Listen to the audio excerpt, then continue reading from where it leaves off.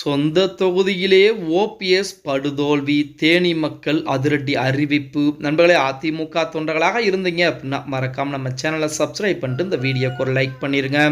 அனைத்திந்திய அண்ணா திராவிட முன்னேற்ற கழகத்திலே ஒரு காலத்திலே முக்கியமான ஒரு தலைவராக அறியப்பட்டவர் தான் நமது ஓபிஎஸ் அவர்கள். ஆனால் அவர் அதிமுக அனைத்திந்திய அண்ணா திராவிட முன்னேற்ற கழகத்திற்கு துரோகம் செய்து கொண்டிருக்கிறார். திமுகவுடைய ஏ டீம் பி டீமாக செயல்பட்டு கொண்டிருக்கிற எடப்பாடி பழனிசாமி ஒரு காலத்திலே மிகப்பெரிய ஒரு குற்றச்சாட்டை முன்வைத்திருந்தார். அப்பொழுது அனைவருமே மறுத்தார்கள். ஆனால் இன்று அவர் உண்மையாக திமுகவுடைய பி டீமாகத்தான் செயல்பட்டு கொண்டிருக்கிறார் அப்படிங்கிற தகவலை நம்ம அனைவருக்குமே தெரிந்துவிட்டது. திமுகவிலே அவர் இணைந்து விட்டார். இப்படிப்பட்ட ஒரு சூழ்நிலையில் அவர் தேனி மாவட்டம் போடிநாயக்கனூர் சட்டமன்ற தொகுதியிலே போட்டியிட இருக்கிறார். திமுகவின் மூலமாக வாய்ப்பு வழங்கப்பட்டிருக்கிறது. அவரை எதிர்த்து அதிமுகவுடைய வேட்பாளரும் தேனி மாவட்டத்திற்கு கூடிய முக்கியமானவர் போடிநாயக்கனூர் தொகுதியிலே மிக முக்கியமானவராக அறியப்படக்கூடிய நாராயணசாமி அவர்களும் களமிறக்கப்பட்டிருக்கிறார். இப்படிப்பட்ட ஒரு சூழலில் கள நிலவரங்கள் அந்த தொகுதியை பொறுத்த வரைக்கும் என்ன சொல்கிறது அப்படின்னு பார்த்தோம்னா, அங்க இருக்கக்கூடிய மக்களுடைய பேச்சுகள் வார்த்தைகள் எப்படி இருக்கிறது என்றால், ஓபிஎஸ் செய்தது மிகப்பெரிய ஒரு தவறு. அது அவர் நம்முடைய சொந்த தொகுதியில் போட்டியிடக்கூடிய நபராக வேட்பாளராக இருந்தாலும் சரி, அது யாராக இருந்தாலும் சரி, அவர் ஒரு ஆரம்பத்திலே ஒரு டீ கடை வைத்திருந்தார். அவரை மிகப்பெரிய உயரத்திற்கு எடுத்து சென்றது அனைத்திந்திய அண்ணா திராவிட முன்னேற்ற கழகம். அந்த இயக்கத்திற்கு துரோகம் செய்தது ஓபிஎஸ் அவர்கள்.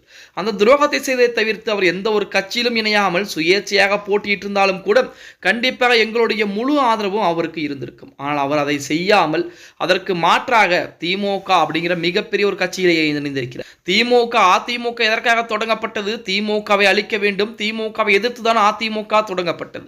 அப்படி அதிலிருந்து கொண்டு தாய் கழகத்திலே நான் இணைந்திருக்கிறேன் ஓபிஎஸ் மாறுதட்டி கொண்டு தற்சமயம் அதிமுகவிற்கு எதிராகவே பிரச்சாரம் செய்கிறார். அதுவும் போடிநாயக்கனூர் தொகுதியிலே மீண்டும் போட்டியிடுகிறார். இந்த நேரத்திலே அங்க இருக்கக்கூடிய மக்கள் புறம், அதாவது திமுகவினரே ஓபிஎஸ் மீது கடும் அதிருப்தியில் தான் இருக்கிறார்கள் அப்படிங்கிற செய்திகளும் வெளியாகிக் கொண்டுதான் இருக்கிறது. அந்த இடத்திலே திமுகவின் சார்பாக இவருக்குத்தான் வாய்ப்பு என்பது வழங்கப்பட வேண்டிய ஒரு சூழல் என்பது இருந்ததாம். ஆனால் இப்பொழுது ஓபிஎஸ் திமுகவின் சார்பாக போட்டியிடுவதால் அந்த வாய்ப்பு என்பது திமுக இருக்கக்கூடிய அந்த ஒரு முக்கிய நபருக்கு பறிக்கப்பட்டிருக்கிறது. அதன் காரணமாக அவரே பார்த்தீங்க அப்படின்னா அவருடைய ஆதரவாளர்களும் ஓபிஎஸ் மீது கடும் அதிருப்தியிலும் திமுகவின் மீது அதிருப்தியிலும் இருப்பதாகவும் செய்திகள் என்பது வெளியாகி கொண்டிருக்கிறது. அது மட்டுமல்லாமல் தேனி மக்களின் அதிமுக அப்படிங்கிற மிகப்பெரிய இயக்கத்திற்கு துரோகம் செய்த ஓபிஎஸ்க்கு நாம் வாய்ப்புகளை கொடுக்கக்கூடாது. அது மட்டுமல்லாமல் ஓபிஎஸ்க்கு ஆதரவக்கூடிய நபர்கள் எங்கெங்கு நிற்கிறாரோ, அவர் யார் யாருக்கு பிரச்சாரம் செய்கிறாரோ அந்த இடத்திலெல்லாம் நாம் அதிமுகவை வெற்றி பெற வைக்க வேண்டும் என தீர்மானங்கள் போட்டிருப்பதாகவும் அதன் அடிப்படையிலே மக்கள் புறம் அதிமுகவிற்கு மிகப்பெரிய ஆதரவுகளை கொடுத்திருப்பதாக செய்திகள் என்பது தற்சமயம் இணையதளங்களிலே மிகப்பெரிய ஒரு பரபரப்பை ஏற்படுத்தி கொண்டிருக்கிறது அப்படின்னே கூட சொல்லலாம். எது எப்படி இருந்தாலும் 2026 சட்டமன்றத்திலே போடிநாயக்கனூர் சட்டமன்ற தொகுதியிலே ஓபிஎஸ் வெற்றி பெறுவாரா அப்படிங்கிறது மிகப்பெரிய ஒரு கேள்விக்குறியாக இருக்கிறது.